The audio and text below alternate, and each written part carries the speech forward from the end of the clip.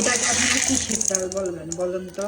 এটাকে আমি গুড়ের ডাল বলি। এটা দিয়ে আমরা আসলে রমজান ইফতার করি, কিন্তু আমার আজকে মন চাইছে গরু মাংস দিয়ে গুড়ের ডাল দিয়ে খাইতে, কিন্তু দোকানে পাঠানোর পর দারোয়ানকে এটা দিছে। আমি বলি এটা তো আমরা মুড়ি দিয়ে খাই, আর ওরা এখানে আমরা যেটাকে বলি যে আলাদা থাকে ওই ডালটা, ওটা নাকি অ্যাঙ্কার ডাল বলে ওরা। এখন বলতেছে এটাই নাকি স্বাদ বেশি। এটা আমাকে বুদ্ধি দিল যে এটা নাকি কিছুক্ষণ ভিজিয়ে রাখার পর এটা আলাদা হয়ে যাবে।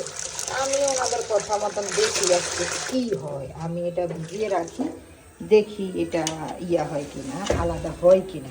কারণ কোনো জিনিস যেহেতু হঠাৎ করে খাবো, কোনো সময় খাই না, দেখি এটা কি হয়। কারণ আমি আবার আতঙ্কে থাকি যে কোনো জিনিস আপনি খান নাই, যদি হঠাৎ করে খান কেমন জানি একটা আনইজি ফিল হওয়ার কথাই।